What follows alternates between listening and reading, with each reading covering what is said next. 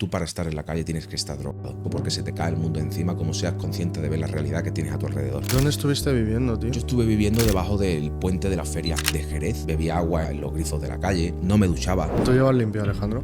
8 años y medio. Cuando uno sufre, ese sufrimiento es lo que tú has tenido en diferentes situaciones o circunstancias. Pero el sufrimiento, el dolor, el pasarlo mal, el querer quitarte la vida, esa sensación, tú la has vivido en tu vida con tus cosas, yo en la mía. Y eso es aterrador, porque cuando te recuperas, tío, la vida es preciosa. Yo estaba un día debajo del puente comiéndome una barra de pan duro y llegaba una furgoneta, me metieron en la furgoneta, les debía muchísimo dinero en droga y me metieron una en la boca y me dieron 24 horas para pagar la si no me Vale, frena. ¿Cómo consigues el dinero en esas 24 horas, tío? Bueno, guerreros, guerreras, bienvenidos a un nuevo capítulo de Por Seguir Luchando. Voy a seguir sin decirte el número. Hoy estamos con una persona muy especial. Ha venido desde muy lejos, nunca mejor dicho, a explicarnos cómo se puede salir de adicciones, problemas. Ha estado viviendo en la calle, ha pasado por situaciones en su vida que realmente le podrían haber quitado la vida, pero bueno, no me voy a enrollar más porque quiero que se presente él y nos diga de qué va a ir este podcast. Alejandro, tío, ¿qué tal? Muy buenas, ¿qué tal? En primer lugar, agradecerte eternamente que me hayas podido invitar para poder aportar todo lo que uno tiene dentro, ¿no? Que al final, cuando uno da conocimiento, hay personas que se sienten identificadas y podemos ayudarlas a que no cometan los mismos errores, ¿no? que cometí yo en este caso. Y bueno, si quieren me presento un poco. Sí, ¿no? preséntate para la gente que no te conozca. Yo soy Alex Manejo, como ya tú sabes, y tengo 32 años actualmente. Pero empecé a consumir sustancias muy joven, con 12 años. Y como obviamente todo el que empieza a consumir sustancias está expuesto a acabar en uno de los tristes finales, ¿no? Y yo pasé por casi los 3, porque sigo vivo, ¿no? Y uno de ellos es la muerte, pero sí tuve 8 sobredosis con entradas en UCI. Por responsabilidad, ¿no? o culpa de la adicción y por supuesto como consecuencia del tipo de vida que llevaba.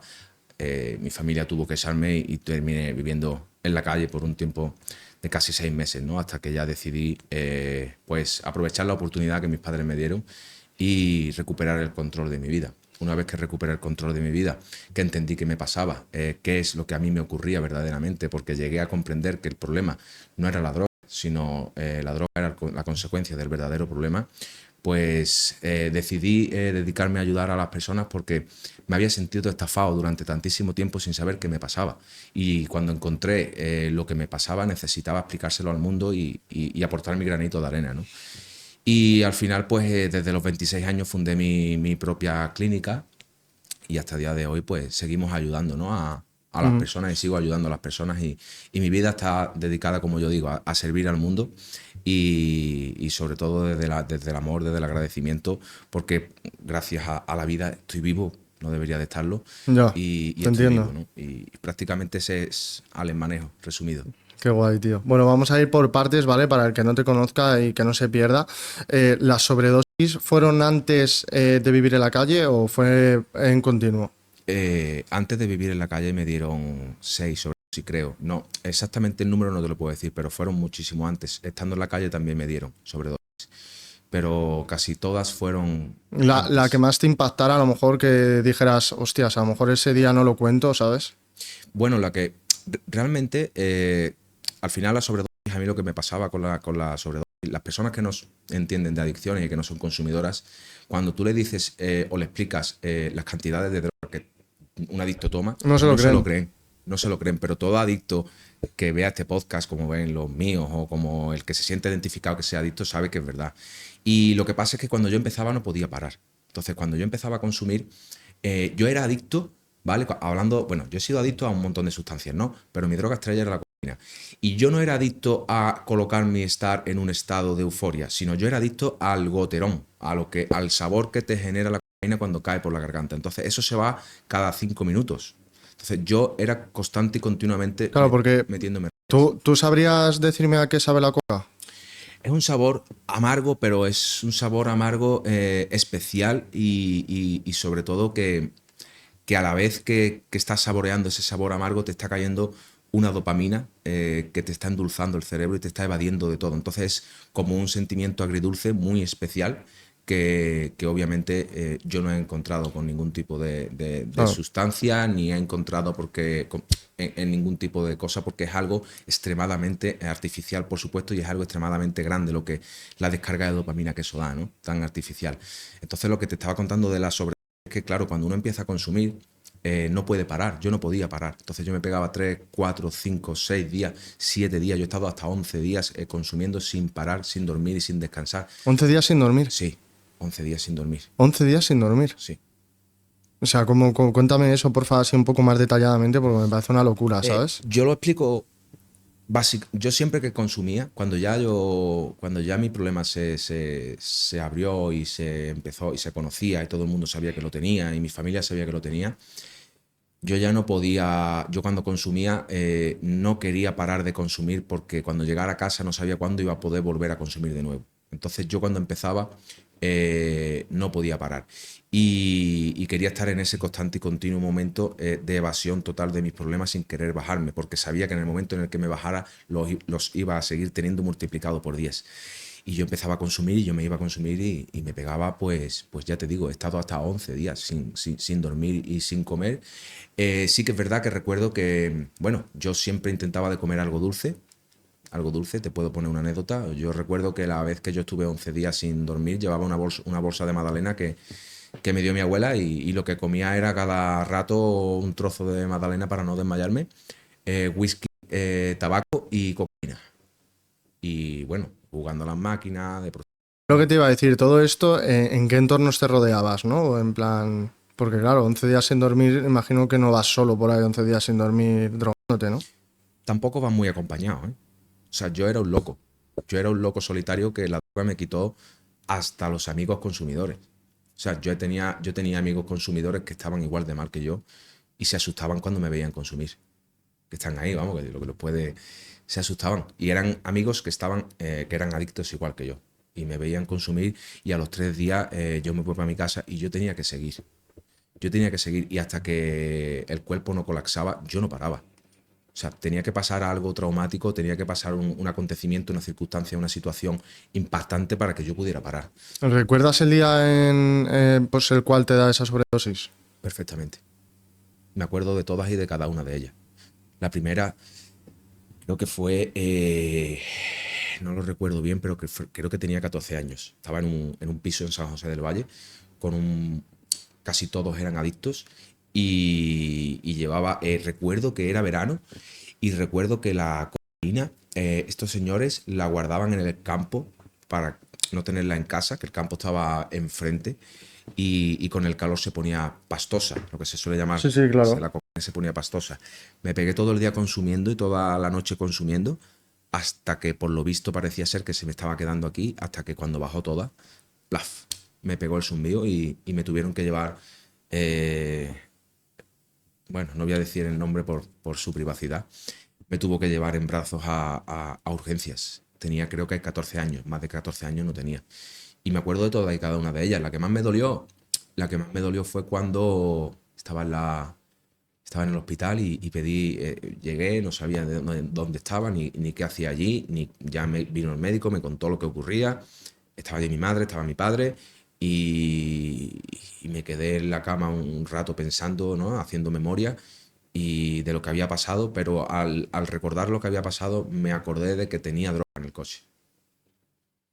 Tenía droga en el coche. Y lo que hice fue pues pedir el alta voluntaria, levantarme y pasar por delante de mi padre y de mi madre, decirles que eran unos hijos que ojalá se murieran, y me fui otra vez a consumir. Eso es una auténtica locura, eso fue lo que más me dolió. Dejé en el hospital a mi padre y a mi madre llorando. Y recuerdo que mi padre decía, mi hijo no va a cumplir 20 años. Mi padre solamente dijo eso. Creo que eran 20, no me acuerdo, pero vamos, realmente dijo, mi hijo no va a cumplir el año siguiente. O sea, mi hijo se va a morir. Este se muere. ¿Qué es lo peor, a lo mejor, de lo que te arrepientes a día de hoy, de lo que le hayas podido causar de dolor a tu madre o a tu padre? Yo me arrepiento de muchas cosas porque le he hecho cosas muy malas, no solo a mi padre y a mi madre, sino a muchísimas personas. Y tengo para estar aquí 3 días, pero Lo que más me dolió, que a día de hoy me sigue resonando en la cabeza, fue cuando le empujé a mi madre, ¿no? Le pegué a mi madre para quitarle 50 euros. La situación más dolorosa o más traumática o más trágica que recuerdo, que son muchísimas, pero a día de hoy me siguen persiguiendo, por decirlo de alguna manera, aunque yo me he perdonado, ¿no? Me han perdonado, ¿no? Y yo he perdonado, fue la que tuve que empujar y pegar a mi madre, por decirlo de alguna manera, para quitarle 50 euros, dejar a mi madre llorando en el suelo e irme con esos 50 euros y un compañero o colega de consumo a un bar a gastármelo, riéndome, contando chistes y consumiendo. Eso fue una de las cosas que en tratamiento más me costó superar. Después también he perdido pareja y he perdido cosas muy valiosas, ¿no? He perdido muchos diferentes tipos de vidas que merecían la pena por culpa de las drogas. ¿Has llegado a perder a alguien de fallecimiento? He perdido amigos, he perdido compañeros, he perdido gente conocida, he perdido luego en recuperación a compañeros en tratamiento. Luego de recuperado he perdido a compañeros que se habían recuperado, que recayeron y se murieron. He perdido a pacientes, se han muerto. El que más te impactará, sí, que puedas... El que más me impactó... Porque al final, después de también estas experiencias traumáticas, ¿no?, que te ofrece la vida, también es como... Ahí está el cambio, ¿no? También el clicazo de, hostias, ¿qué estoy haciendo con mi vida, ¿no? Eso lo vas aumentando. Al principio te va dando igual, pero luego sí que es verdad que todo suma y... Lo que pasa es que cuando estás inmerso en una adicción, el nivel de conciencia es cero. totalmente menos 1000, o sea, no cero, es menos 1000. Ya. Y la percepción con la que tú ves la realidad está totalmente distorsionada de lo que verdaderamente es. O sea, para que tú te hagas una idea, yo recuerdo que estaba en tratamiento y mi cabeza me vendía que ojalá se muriera mi abuela para, con la justificación de su muerte, poder consumir, ¿no? Y yo decía, estoy loco, tío. Estoy loco. O sea, al final, perder, como has dicho, amigos, a día de hoy sigo perdiendo, porque la droga sigue matando y va a seguir matando. Y la droga siempre está ahí, la droga te espera. Como no hagas un buen proceso de recuperación y luego te mantengas en recuperación, que no es algo tan difícil, al final es mantener una vida rutinaria de hábitos saludables, positivos y vivir sobre todo en la parte del amor, ¿no? Sin engañar, sin manipular, sin hacer nada malo, no tienes problemas. Pero por desgracia, el otro día subí un reel que decía que en España mueren al año 60.000 personas por culpa o responsabilidad de las adicciones, tanto de forma directa como indirecta. Mira, aquí, o sea, no me quiero meter tampoco mucho en este tema, ¿no? Porque al final quiero sobre todo hablar de tu historia, pero realmente, no sé, en plan, ya te estoy pidiendo opinión, ¿eh? Pero ¿no piensas que también este país tiene culpa de esas muertes? ¿O crees que cada uno es responsable de sus vicios, ¿sabes? Hombre, yo tengo mi opinión y cada uno, por supuesto, es responsable de sus actos, pero el país está al servicio del ciudadano. Y cuando tú llegas a entender que la adicción no es una elección, sino que se desarrolla sin tú darte cuenta, al final es una enfermedad. Y las personas que tienen problemas de adicción, igual que muchas más, pero hablamos de la adicción porque es lo que yo conozco, están totalmente olvidadas, estigmatizadas, están totalmente apartadas. O sea, yo te puedo poner un ejemplo. Yo he estado en 8 centros de tratamiento de adicciones para recuperarme privados, 8 privados, pero aparte en todo lo que hay público. Y lo publico cuando yo hago un proceso de recuperación privado, me recupero, el último que hice que me recupero, y aún así me costó la vida recuperarme porque es súper difícil. La sociedad, la seguridad social me ofrecía ir al CTA, que es lo que era, en la calle Vicario en Jerez, y me daba cita una vez cada 15 días y me veía un psicólogo. Muchas veces me ponía en el baño. Lo siento por reírme, ¿eh? Porque pero es que... Pero ¿sabes lo que más me duele? ¿Sabes lo que más me duele? Que yo soy empresario, mi familia son empresarias, es lo que pagamos de impuestos. Claro. O sea, la gente no sabe que pagamos el 50% de lo que ganamos. Y el problema es que yo digo, ese dinero tenía que ir invertido, ya que lo paga la sociedad, para el beneficio de la sociedad. Si es que la movida es que ni siquiera te preguntan, yo siempre lo digo, porque yo estoy en contra de los antidepresivos 100%, porque al final, de los antidepresivos para ansiedad y depresión, ¿vale? Pero al final lo que tú dices, vas a la ayuda que realmente estás pagando y dicen que es gratis porque es gratis, y qué ayuda es que me veas una vez cada 6 meses. Si te estoy diciendo que me quiero quitar la vida, tío, ¿cómo es posible que tú me estés ofreciendo esto, ¿sabes? El primer fallo está en En que te obligan a pagarlo también, que es lo que al final te iba a decir, ¿no? Porque si te dieran la opción de, vale, no quieres pagar seguridad social, vale, pues con este dinero lo invierto en un privado que a lo mejor me va a ayudar más, pero no, ¿sabes? El primer paso es que no se invierte en investigación. O No, sea, 100%. todavía en España la gente, tú le dices que la adicción es una enfermedad mental y dicen, yo no me lo creo. Como si se tratase de Sí, creer, sí. ¿no? El otro día tenía yo un paciente que fue al CTA, a un especialista del CTA, y le dijo que tenía una enfermedad y ese hombre le dijo que eso de enfermedad que es. O sea, una pasada. Estamos a años luz y el problema es que la sociedad o el Estado está estancado, no crece, no evoluciona y los adictos se multiplican. Porque la dopamina a día de hoy es lo que todo el mundo sigue persiguiendo y la fuente mayor de dopamina es las Se evaden, ideas. también se evaden ahí. Sí. Entonces, al final, yo conseguí crear un modelo de tratamiento porque los tratamientos que yo hacía eran súper caros y los tratamientos en las clínicas sabemos que valen una pasta. Eso a mí me pareció algo muy injusto que a ese conocimiento tan exclusivo de lo que es la enfermedad, de cómo se soluciona y de cómo se sana, solamente pudieran llegar personas que tuvieran dinero, ¿no? O que pudieran pagarlo. Y yo creé ese mismo sistema, pero lo adecué a todo tipo de bolsillos. ¿Qué es lo peor que te ha traído este mundo, tío? Este mundo de las adicciones. Lo peor está claro, la pérdida de valores y dignidad. La pérdida de valores ¿Hasta y qué dignidad. punto? Hasta el punto de querer quitarte la vida. Date cuenta de una cosa, para que una adicción se dé, tiene que, para que la enfermedad se desarrolle, siempre tiene que haber una situación traumática, ¿vale? Lo que pasa que lo que para un adicto es traumático, para una persona normal es normal. Yo en este caso ya era adicto cuando tenía una pareja y esta pareja, pues obviamente por mi adicción me tuvo que dejar. Eso para mí fue una situación tan traumática que a día de hoy, pues obviamente me perdoné y lo superé y al final tuve la capacidad de reconfortarme, ¿no?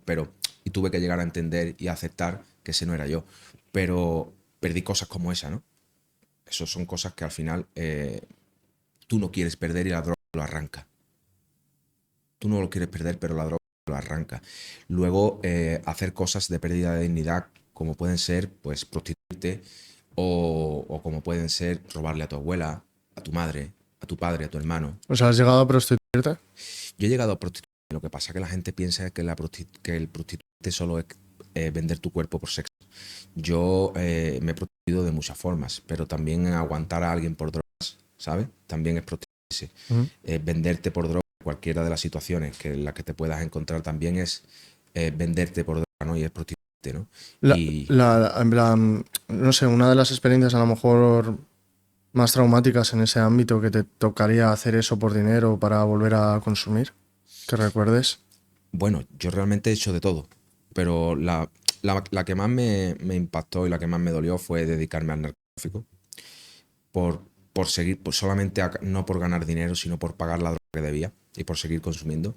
Y luego, pues, yo recuerdo, yo que he hecho de todo, ya te puedo decir, por droga he estado con todo tipo de personas en todo tipo de sitios. Me he llegado a incluso hasta prostituir, he estado aguantando a personas que ni me gustaban ni quería a cambio de unas rayas de cocaína. Y lo peor de esas situaciones, en el momento no te das cuenta, pero al día siguiente te quieren morir. Del arrepentimiento y del estado depresivo que te entra cuando recuerda lo que has hecho. Te das asco. ¿Cómo es, tío, sentir todo eso, ¿no? El llegar a, pues, venderte por consumir y tal, porque claro, ya me quiero ir metiendo un poco más en el tema este de cómo cojones acabas en la calle, ¿sabes?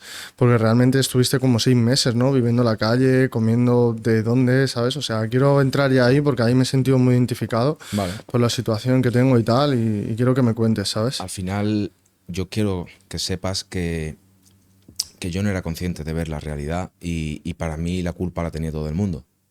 Mis padres intentaron ayudarme por todos los sitios, de todas las maneras. Yo me cachondeaba de ellos, los trataba mal. Y, y creo que la vez que toqué fondo, por decirlo de alguna manera, era cuando mis padres se fueron de vacaciones, ¿vale? Mis padres se fueron de vacaciones y yo no tenía manera de encontrar nada para consumir. Nada para consumir, porque ya estaba yo en una etapa de la vida en la cual ya me habían cerrado las puertas por todos los sitios, ya todo el mundo sabía de qué pie cojeaba, ya no me dejaban fiado, ya no había manera, mi abuela no me daba, nadie me daba nada, ¿no? Y mis padres se fueron de vacaciones y se me ocurre quitar las lámparas de casa.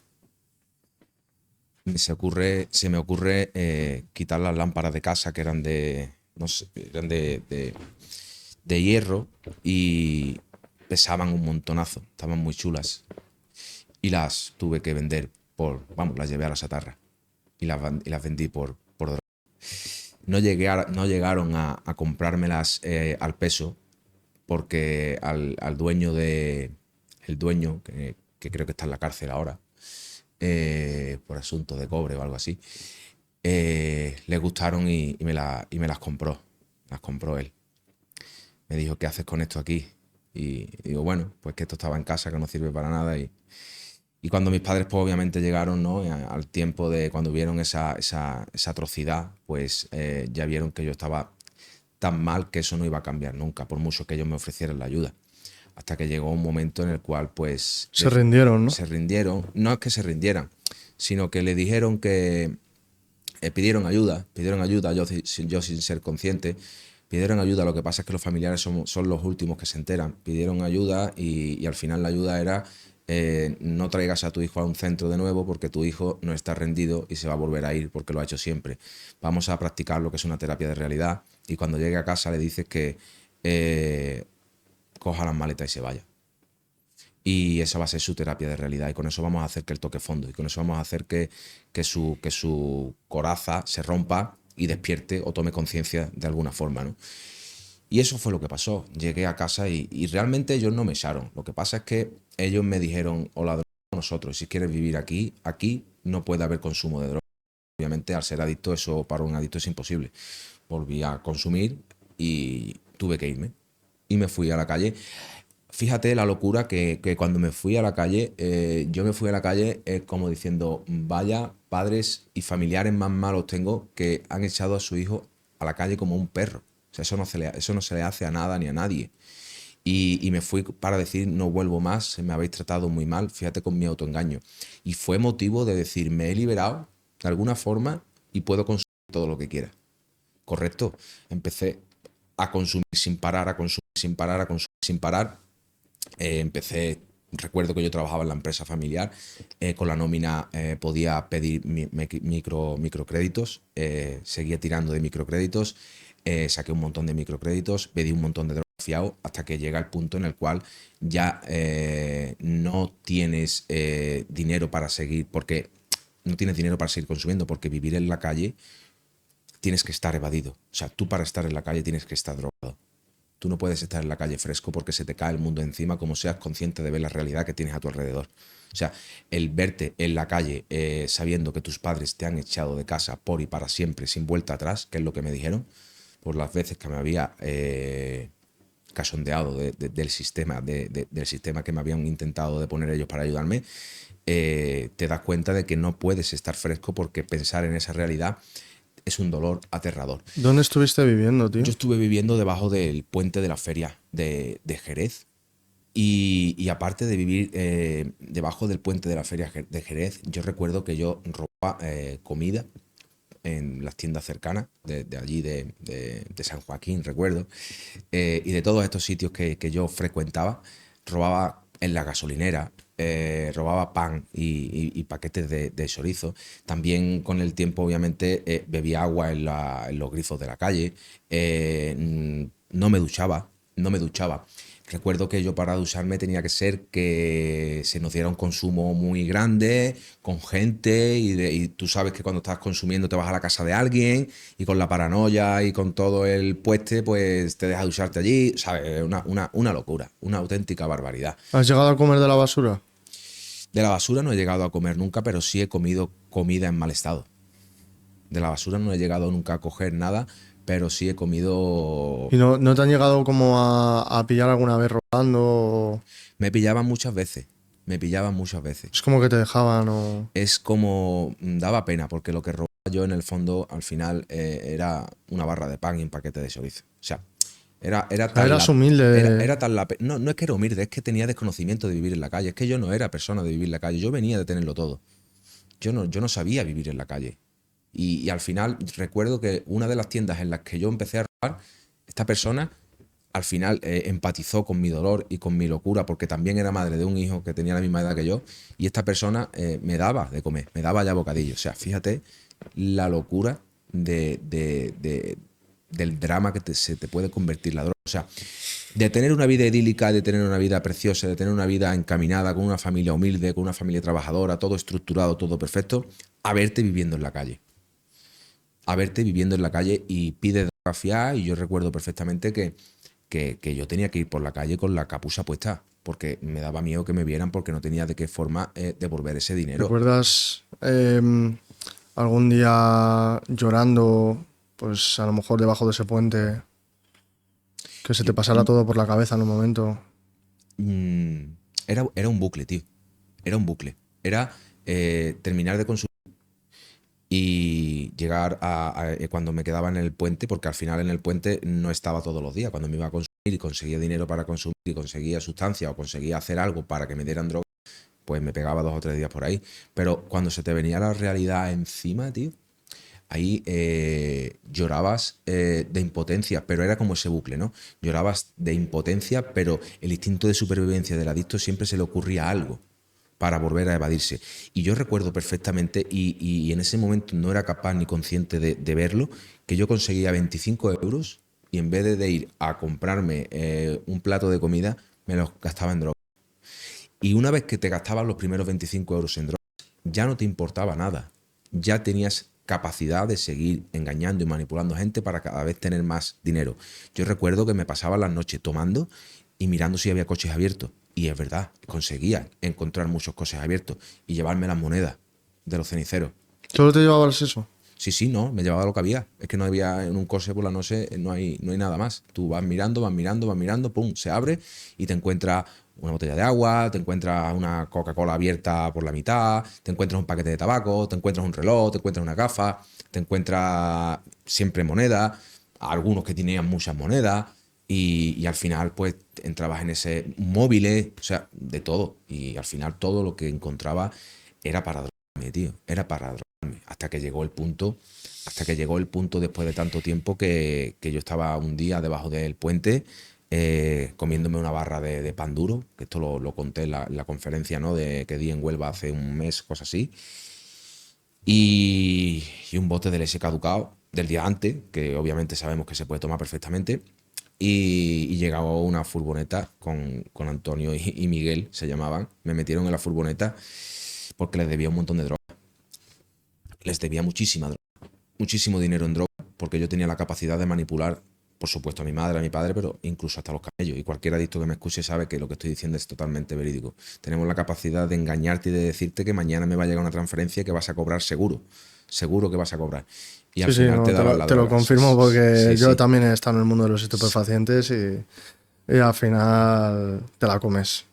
Y al final, pues llegó tal punto en el cual estos señores me metieron en una furgoneta, me llevaron a un descampado un poco más adelante y me metieron una pistola en la boca y me dieron 24 horas para pagar la droga, si no me Vale, vale, mataban. vale, vale, frena, frena, frena, frena. Cuéntame esto en plan un poco más detallado para que mi cabeza lo entienda, porque esto me acaba de, pum, ¿sabes? Volar la cabeza. Sí, bueno, eso siempre me habían dado mucho susto, ¿vale? Pero te cuento la más dramática, ¿no? La de que te meten en una furgoneta a la fuerza, ¿no?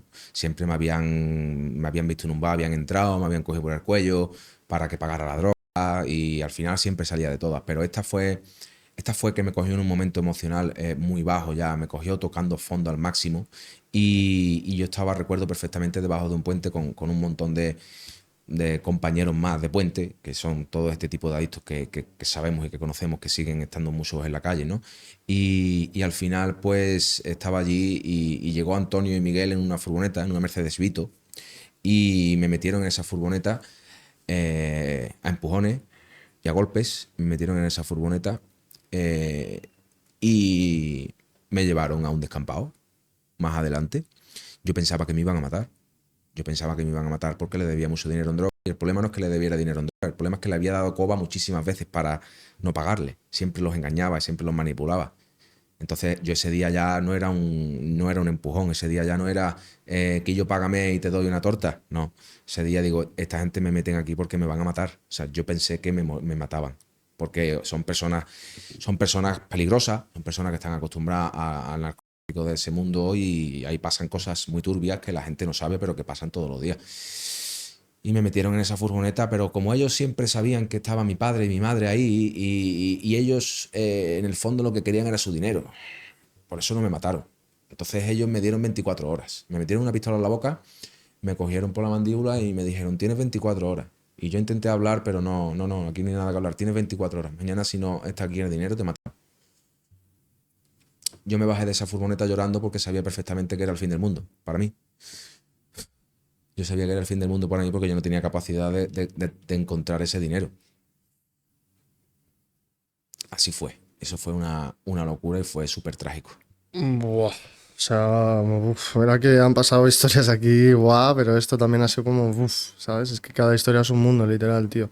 ¿Qué haces? O sea, ¿cómo consigues el dinero en esas 24 horas, tío? Yo no consigo el dinero en esas 24 horas. Yo ahí pasó algo mágico y cuando yo iba de camino de ese descampado de nuevo al puente, sonó el teléfono. Un teléfono que yo tenía de llama y cuelga, porque obviamente si tenía un smartphone lo vendía por droga. Y los de llama y cuelga que no tienen internet, pues eso no los quiere nadie, ¿no?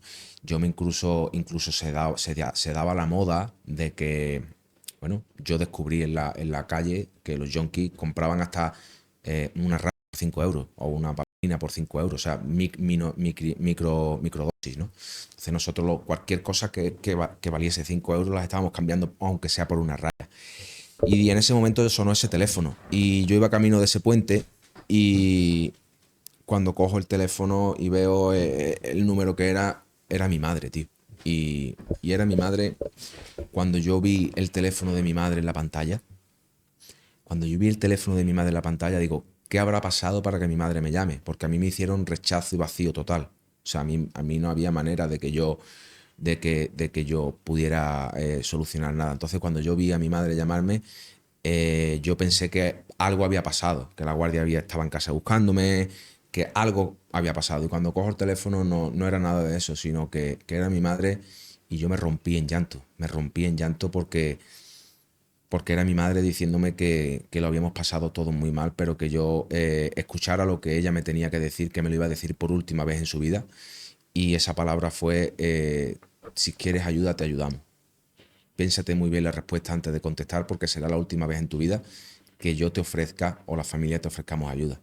Yo me rompí en llanto, por supuesto, y al final dije, no, mamá, yo no tengo solución. Y mi madre, con todo el coraje del mundo, me dice, sí, tú tienes solución siempre que quieras y verás cómo juntos vamos a poder. Y detrás de esa llamada, pues me fui para el puente en el que estaba y dentro de todo ese shock, pues se lo comenté a los chicos que había allí. Bueno, los chicos que había allí que estaban todos con la heroína, con el caballo, con el rebujado, con el crack, bueno, con todo este tipo de sustancias, ¿no? Y que ya estaban, bueno, ya habían quemado todas las oportunidades, ¿no? Y incluso muchos de ellos ya tenían a los padres muertos porque eran mayores y, o sea, estaban ya abocados a estar ahí, ¿no? Y ellos, cuando yo le conté lo que me pasó con Antonio y con Miguel, bueno, obviamente estaban también acostumbrados, ¿no? Y sabían que ese tipo de situaciones pues se daban y que no era la primera vez que habían perdido a una persona así, ¿no? Y la gente desaparece y no la encuentras. Pero cuando le conté lo de mi madre, pues como si se tratase, como dije, ¿no? de la victoria de la selección española en el final de la Copa del Mundo, pues así lo celebraron, ¿no? Como diciendo, hostia, tío, tienen la oportunidad de poder salir debajo de este puente, tío. Nosotros ya no la tenemos. Y nada, al poco tiempo pues llegó mi madre y nos montamos en el coche. Bueno, llegó mi madre, fue algo súper emotivo, ¿no? Porque apareció ese coche que al final, bueno, pues ese coche que mis padres se compraron con mucha ilusión y que siempre lo habían utilizado simple y llanamente para llevarme a médicos, para perseguirme, para intentar buscarme, para llevarme a psicólogo, a centro. Y venía a recogerme de nuevo, ¿no? Mi madre y mi padre, ¿no? Y cuando se bajaron del coche, pues nos fundimos en un abrazo que aquello fue mágico, maravilloso. y yo rompí en llanto como cuando abres un grifo y se rompe la llave de paso que no puedes cortarla, pues exactamente igual. O sea, yo era como, ya está. Me monté en ese coche y me fui al centro. Respondiéndote a la pregunta, mis padres se encargaron de pagarme todas las deudas cuando yo estaba recuperándome. ¿Pero cuánto era la deuda? De 20.000. ¿Cuánto has llegado a consumir en un día, tío? Hombre, yo no sé exactamente, no te puedo decir, pero yo tengo un informe de una de las sobredosis que pone que parecía que había tomado 30 gramos de cocaína. Eso yo no me lo creo, pero bueno, lo pone, ¿no? Y lo tengo que decir. Pero sí que yo recuerdo que para mí medio gramo de cocaína eran 2 rayas, una por cada boquete. Yo consumía así. Yo llegué a consumir, que yo, tú sabes, ¿no? La gente se compra medio pollo, como se suele decir, ¿no? Y esa es la noche, ¿no? No, yo medio pollo era una raya por cada boquete. Dentro de 10 minutos o 15 necesito otra. Y necesito otros 15 y más lo que vas invitando si tienes. O sea, eso es una pasada. Eso es una pasada. ¿Alguna vez te has intentado quitar la vida, Alejandro? Muchísimas veces. Muchísimas ¿Quieres veces. compartir la peor y por qué? Mira, la primera vez que yo intento quitarme la vida, yo, como te he contado antes, tuve una situación traumática, que tenía una pareja que quería un montón, que por culpa de la droga, pues yo obviamente la perdí. Esta pareja obviamente pues sufrió las consecuencias de mi adicción y una vez que ella me deja, yo pierdo la cabeza por completo y soy capaz de vivir o de transitar esas emociones o ese duelo de forma natural y necesito estar colocado siempre, ¿no? Pero llega un punto en el cual ya la droga tampoco como que no me hacía nada, ¿no? Y no me hacía nada en el sentido de que no me ayudaba en esa parte, ¿no? Y yo no soportaba el no estar con esta persona y muchísimo menos me frustraba y me fustigaba por verla perdido, ¿no? Y la primera vez, fíjate qué tontería más grande, ¿no? Bebí lejía, pensando, no sabía que eso no te iba a matar, obviamente, pero yo pensaba que sí y me bebí un montón de lejía y me tuvieron que llevar al hospital y fue una locura. Luego también intenté, que no lo conseguí, a través de comerme un montón de pastillas. Me comí 2 blisters de pastillas, pero me levanté al día siguiente y no lo conseguí.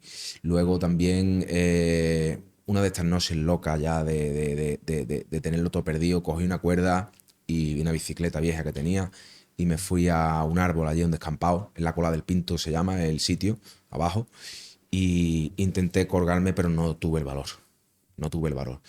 También recuerdo que en la recta de mi casa hay una recta muy larga y yo tenía bueno, en el coche lo ponía a tope en esa recta y intentaba dar volantazos, pero tampoco tuve el valor. Lo intentaba, pero no tenía el valor. Y bueno, situaciones de esas, consumiendo, intenté matarme muchas veces, que No casi no es... consigo. Lo siento que te interrumpa, pero ¿no crees que es porque algo no quería que te fueras, tío, de este mundo todo el rato? O sea, pues que estoy viendo que todo el rato que yo estoy en un mood muy espiritual y soy fiel creedor de que todo pasa por algo y que las energías existen y que todo lo paranormal existe.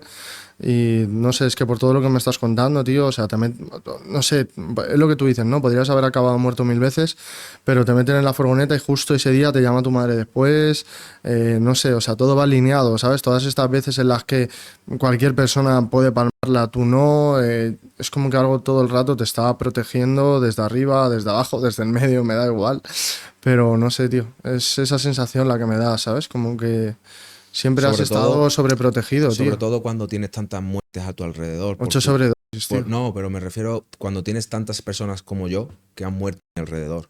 Te puedo contar muchísimas Claro, pero por anécdotas. eso te digo que al final tú podías haber sido uno más y estás aquí, ¿entiendes? Que, o sea, tú tenías las papeletas de estar antes que esas personas ahí. Yo también soy muy espiritual, como tú dices, y me encanta también crecer como persona y entender la vida y saber leerla. Y por eso es una de las cosas que me dediqué a esto, porque yo había tenido muchísima suerte y que, como tú me dices antes en el vehículo, en el coche, ¿no? Que la suerte no existe, ¿no? Pero sí que es verdad La creas, tío. que algo había que me quería salvar, ¿no? Y también ya no solo que me quería salvar, sino que a través del proceso de Te estaba recuperación enseñando. me estaba enseñando y como que también me llamó algo para ayudar, ¿sabes? O sea, a mí algo me dijo, tienes que ayudar a las personas y dedicarte a esto. Qué locura, ¿no? O sea, dedicarte a esto. O sea, eso es súper difícil, dedicarse a las adicciones, tener clínicas y llevar un buen proyecto con un equipo. O sea, eso... No, 100%, sí. Cuando hablas me identifico porque realmente me pasa lo mismo, ¿no? Solo que tu clic fue debajo de un puente y el mío fue dentro de un psiquiátrico, ¿sabes? Pero realmente yo también sentí eso, ¿no? Ese boom que te viene de repente y dices, tengo que ayudar a esta gente, no puedo quedarme quieto, ¿sabes? Hay gente ahí fuera que necesita mi ayuda porque realmente ayuda no hay, ¿sabes? No hay ayuda. Yo es que empatizaba, igual que tú, con las personas en ese sufrimiento que tienen. Empatizo y yo sé cómo se sale de ahí. Entonces quiero enseñarles cómo se sale de ahí para que no lleguen a sufrir, ¿no? Como sufrí Claro, yo, ¿no? Y no pues pierdan la vida, ¿no? que no lleguen a pasar lo que pasaste tú. Sí. Total, mira, te voy a contar algo para que veas que sé de lo que hablas, ¿no? Y es que la última vez que yo intenté quitarme la vida, me tomé igual unas pastillas, me empecé a dormir en un coche, en mi coche, me fui a un sitio pues random, ¿no? Y nadie sabía dónde estaba, yo o sea, no le dije a nadie dónde estaba, tío. Y ella vino, abrió la puerta del coche, me sacó de ahí, nadie sabía dónde estaba. Ella aún no entiendo cómo lo supo, tío. Qué locura. Sabes, todo alineado y al final pues no era mi idea, tío. Y al final es lo que tú dices, ¿no? Yo recuerdo una de las palabras que más me dolieron y es, yo sé que algún día tú te vas a ir y si te tengo que dejar ir, pues ya está, ¿Sabes lo ¿sabes? que me dijo mi padre, tío? Yo cuando iba a montar el centro, la clínica y todo el rollo, toda la parafernalia esta, eh, me daba muchísimo miedo, porque eso es algo complicado y doloroso. Pero mi padre, el mismo que siempre me había dicho que me iba a morir, siempre el que me había dicho que, como te he dicho antes, que no iba a acabar bien, fue el que me dijo en una llamada, porque ya teníamos todo preparado para montarlo, y yo dije, papá, yo no sé, yo no sé si esto... Y me dijo, yo siempre he sabido que tú eras especial y esto lo tienes que hacer porque te lo ha puesto la vida para hacer algo especial. Y esa fue la palabra que me convenció a hacerlo. Estaba convencido de no hacerlo, porque sabía en el lío que me metía y en la complejidad que iba a tener mi vida a partir de ahí. Pero mi mismo padre fue el que me dijo eso, que yo siempre había visto en mí algo especial y que lo hiciese, tío. ¿Cuánto llevas limpio, Alejandro? 8 años, 8 años y medio, creo. 8 años y medio, creo, sí. ¿En esos 8 años has pasado por alguna época mala en tu vida? Que digamos, alguna pérdida, algo que te haya... ¿Nada? En estos 8 años he tenido un constante y continuo crecimiento, pero cada una de las cosas malas que me han pasado en estos 8 años son una broma para lo que yo pasé antes. Claro. Entonces, no sé a lo que la gente le puede llamar un problema. Yo soy muy talibán de la recuperación y al final me gusta tener muy bien los pies en el suelo. Yo cuando tengo un problema estoy mal, ¿sabes lo que hago? Me pongo a darle al interruptor y a ver que se enciende la luz. O sea, déjate de historias que para lo que para ti es un problema, para cualquier persona en otro país o en cualquier parte del mundo es una bendición. O sea, tienes luz, me pongo a abrir la nevera a ver que tengo comida. Yo vengo del infierno. Yo vengo de las cloacas. Joder, hermano, para ya, tío, porque es que tienes que leer, mira, te lo vas a llevar, tío, ¿sabes? Te tienes que leer mi libro, tío, porque es que hablas, o sea, justo son muchas frases, ¿no? Yo siempre digo que las personas que hemos pasado por momentos tan traumáticos en la vida compartimos muchas experiencias y mucha historia, ¿no? Porque al final es como que no hace falta que hables porque ya estás entendiendo todo, ¿sabes? Da igual, cada uno lo pasa a su manera, ¿sabes? No, igual que todos los adictos no serán iguales, pues igual que todas las personas que tienen ansiedad y depresión no serán iguales, cada historia es un mundo, como he dicho antes, pero realmente va alineado, ¿sabes? Cuando hablas, cuando expones, porque sabes lo que es. ¿Sabes lo que pasa? Que lo que tú entiendes e identificas de mí, lo que yo entiendo e identifico de ti, es que los dos sabemos cuál es el sabor del sufrimiento. Sufrimiento, cuando uno sufre, ese sufrimiento es lo que tú has tenido en diferentes situaciones o circunstancias. Pero el sufrimiento, el dolor, el pasarlo mal, el querer quitarte la vida, esa sensación, tú la has vivido en tu vida, Total. con tus cosas, yo en la mía. Y eso es aterrador. Porque cuando te recuperas, tío, la vida es preciosa. Cuando equilibras las emociones, los sentimientos, te estabilizas y aprendes a vivir de una forma Valoras sana, lo que antes no valorabas. es una pasada. Yo soy el tío más afortunado del mundo.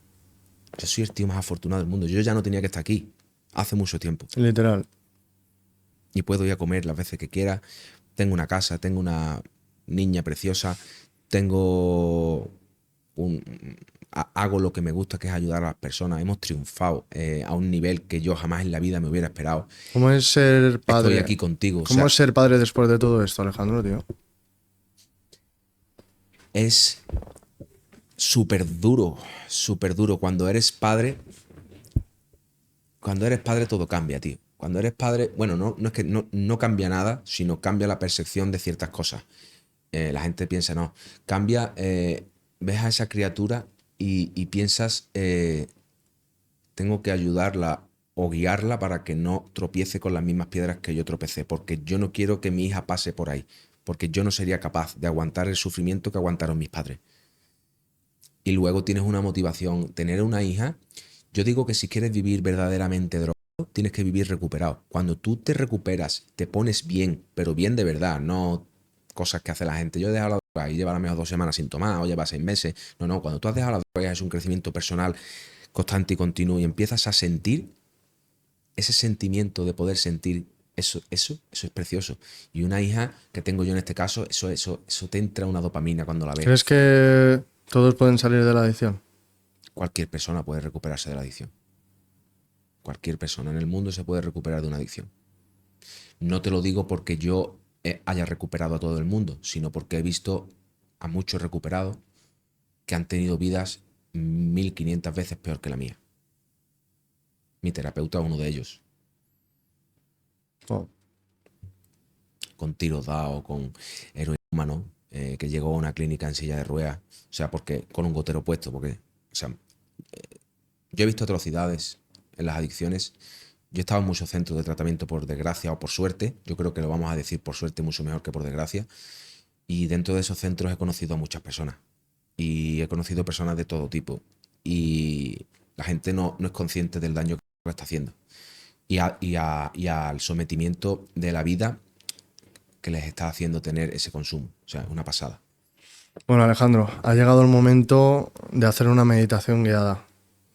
Esta no te la esperabas, ¿eh? Esto no me lo esperaba, pero vamos. Bueno, chicos, antes de dar intro a esta meditación guiada, quiero que sepáis que si necesitáis alguna clase de ayuda porque no sabéis cómo llevar bien vuestra ansiedad, vuestra depresión, yo siempre digo que salir de una depresión no es lo suyo, ¿vale? Es más bien aprender a vivir en una ansiedad y una depresión. Así que os voy a dejar mi número de WhatsApp por aquí debajo en la descripción de este podcast por si necesitas contactarme para más información, hacer una clase de rutina, pasar un día conmigo y enseñarte todo lo que yo he aprendido en todo este tiempo, ¿vale? Así que nada, disfruta esta meditación guiada, apaga las luces y dale caña. Bueno, pues vamos a intentar esta vez que vivas algo, ¿vale? Bien. Bueno, pues vamos a poner las piernitas rectas, ¿vale?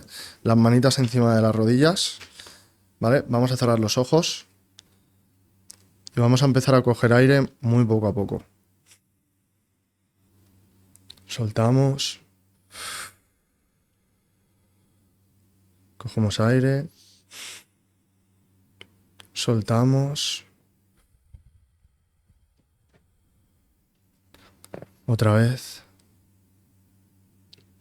soltamos,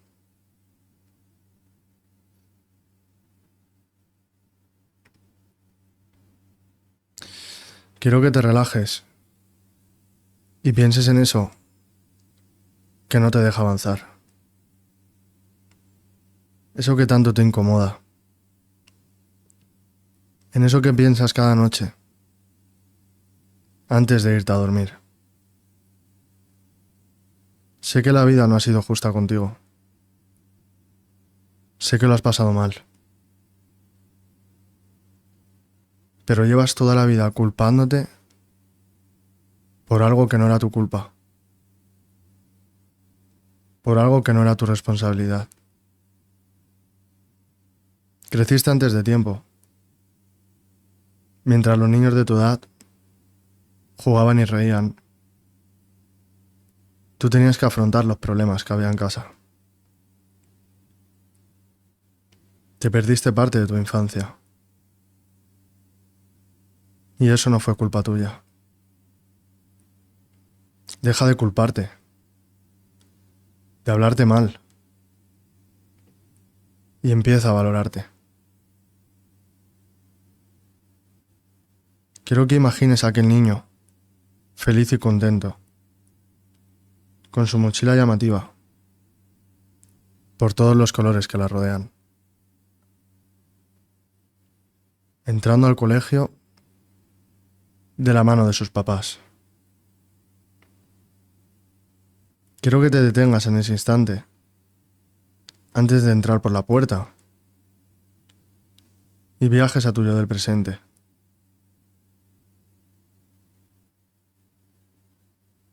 Quiero que mires a tu mamá a los ojos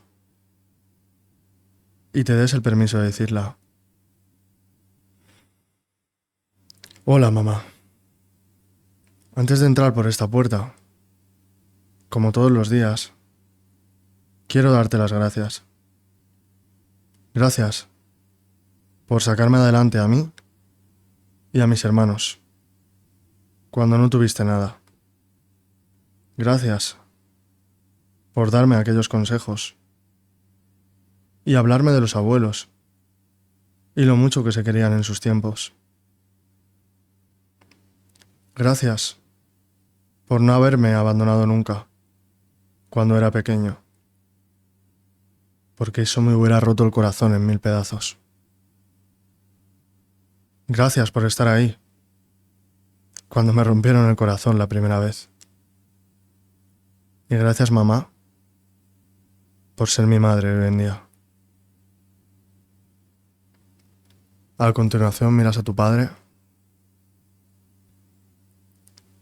Gracias, papá, por haber sabido actuar en los momentos malos que tenías que actuar.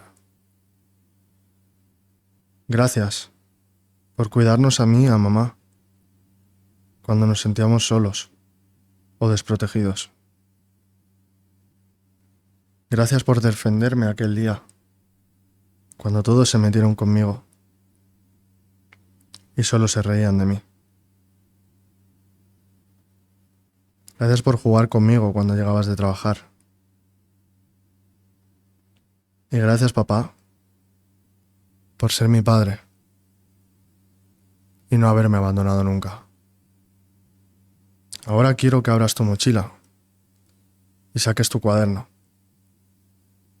Que arranques esta hoja en la que todo esto estaba escrito y hagas un barquito de papel con ella. Cierras tu mochila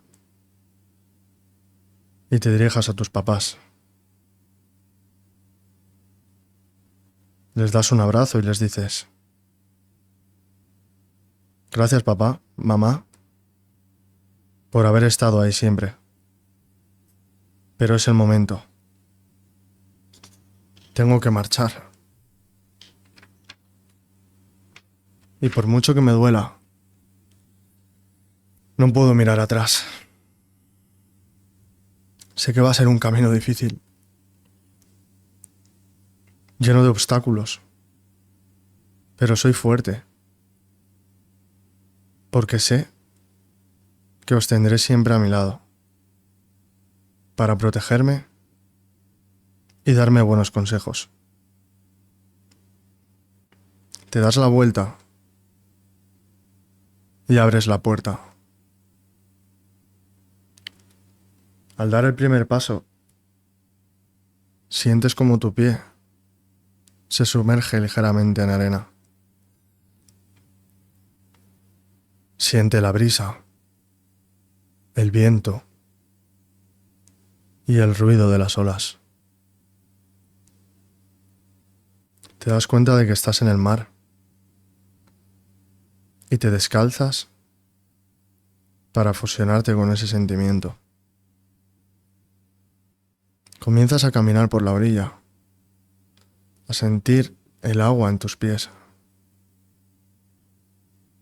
y empiezas a dejar ir todas esas emociones negativas que te tienen bloqueado y no te dejan avanzar. Comienzas a reírte como cuando nos hacían cosquillas de pequeño. Sacas tu barquito de papel y lo miras con tristeza, porque todos tus malos pensamientos están dentro de ese papel. Poco a poco te vas adentrando en el mar con tu barquito en la mano y lo apoyas en el agua sintiendo que el barco flota y no se hunde ni se deshace. Poco a poco vas soltando el barquito Siente cómo tiemblas tus manos y se te cae una lágrima en ese agua cristalina.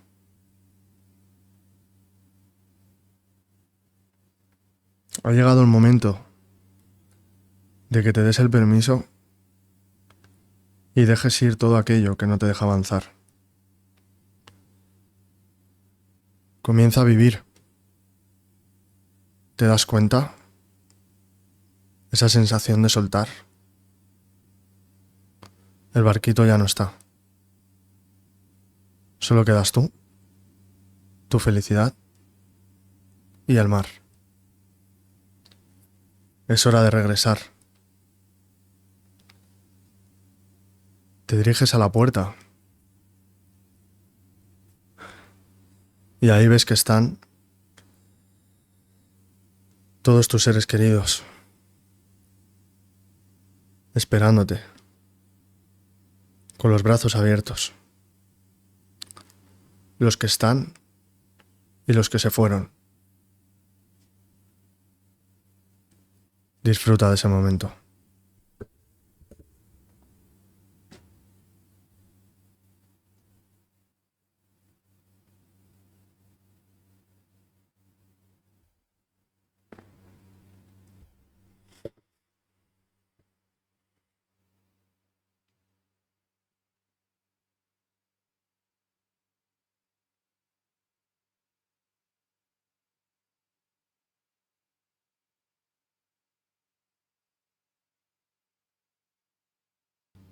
Cuando quieras ya puedes ir abriendo tus ojos.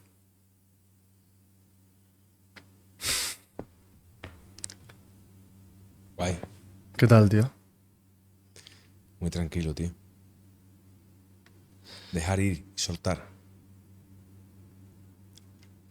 Dejar ir y soltar el pasado. Porque si sigues pensando en el pasado y el pasado te sigue atormentando, te está condicionando el presente. Y si te condiciona el presente, será de lo que forme tu futuro. Totalmente, tío. ¿Cómo lo has vivido, tío? ¿Quieres compartir algo? No, bueno, yo darte las gracias por este espacio tan bonito, ¿no? Y por dirigir la entrevista que al final he hablado yo más que tú un montonazo. No, no te preocupes, tío. Por mí encantado de escucharte. Y yo hablo y el que den ese espacio para que te puedas expresar es maravilloso, ¿no? Que al final de eso se trata. Y nada, pues muchísimas gracias, tío. Antes de cerrar, tú que tienes redes sociales, si mañana se acabara el mundo y tuvieras que dejar un mensaje, ¿cuál sería? Si mañana se acabara el mundo y yo tuviese que dejar un mensaje, pues obviamente sería disfrutar del hoy, del aquí y del ahora. Y aparte, eso que tú acabas de decir lleva una filosofía de vida con la que yo funciono y es, yo disfruto de mis 24 horas como si fueran las últimas y yo más de una semana, ni incluso ni en el trabajo, pienso. O sea, yo más de una semana no pienso. Siempre en el hoy, en el aquí y en el ahora. Y lo que mañana pase, que pase si tiene que pasar. Y si pasa es porque debía pasar. 100%, tío. Pues chicos, hasta aquí el capítulo de hoy de Por Seguir Luchando.